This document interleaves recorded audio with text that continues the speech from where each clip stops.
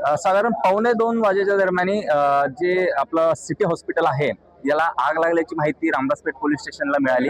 Ramdaspeth police स्टेशनचे प्रभारी अधिकारी त्यांचा संपूर्ण स्टाफ त्या ठिकाणी त्यांनी तात्काळ धाव घेतली।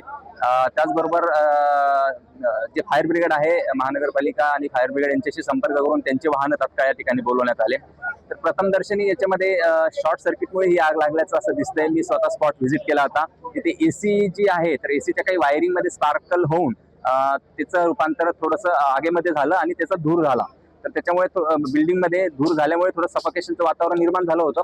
परंतु पण संपूर्ण जे 18 पेशंट आतमध्ये होते संपूर्ण 18 पेशंट सुखरूप आहेत। त्यांना निरामय हॉस्पिटल आणि केअर हॉस्पिटल या ठिकाणी शिफ्ट करण्यात आलेलं आहे।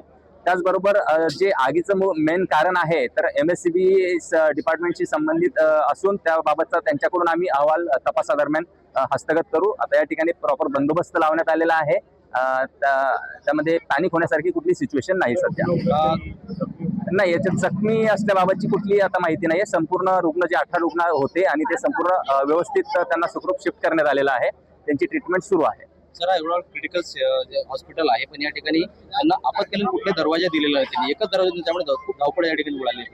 हा संबंधित विभागाचा विषय असून त्याबाबत तपासामध्ये आपण या संपूर्ण गोष्टी घेऊ। धन्यवाद। त्या दरम्यान एसी पाशी शॉर्ट सर्किट झालं, तिथे काहीतरी आग लागली आणि ज्या ठिकाणी आग लागली ते युनिट जे आहे ती खोली जी आहे त्या खोलीमध्ये एकच पेशंट होता।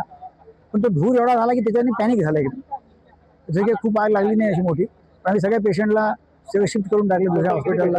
टोटल 18 पेशंट होते, सगळ्यांना रवाना केलं। कोणाची जीवितहानी झाली नाही, भगवंताची कृपा की काही अपघात झाला नाही आणि सगळं व्यवस्थित झालं। म्हणजे जीवाच्या हानीचा अपघात म्हणजे तेवढं सांगायचं, बाकी सगळं ठीक आहे।